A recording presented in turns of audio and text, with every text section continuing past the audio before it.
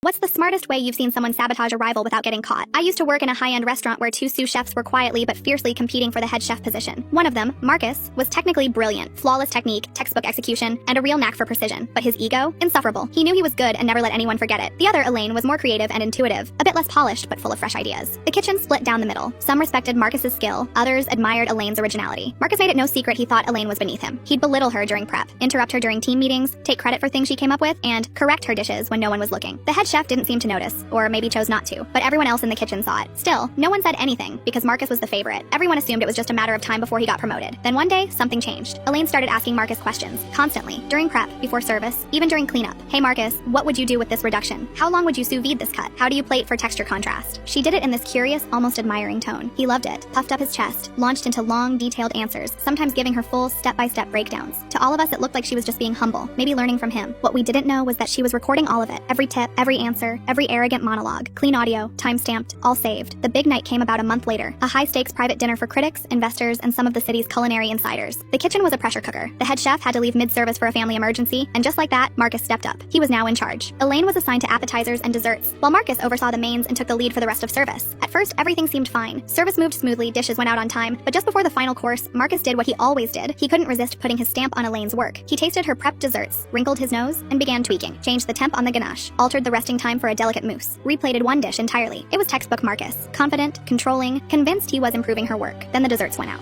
We watched from the kitchen as the servers delivered them and waited. You could feel the tension. The critics' faces said everything. Some looked confused, others politely pushed things around their plates. One actually frowned. In this world, that's a disaster. After cleanup, Elaine calmly walked over to the owner. She pulled out her phone and, without a word, played the recordings. One by one. Clip after clip of Marcus explaining the exact techniques, temperatures, and methods he'd used. Methods that just failed in front of critics and investors. The next day, Marcus was fired. No dramatic confrontation, no shouting. Just a quiet meeting in the office and then he was gone. Elaine didn't even gloat. She just came in, did her prep like always, and a week later was promoted to head chef. She never sabotaged him. She never altered his dishes, never threw him under the bus. She just asked questions, let him talk, and documented every moment while he unknowingly unraveled himself.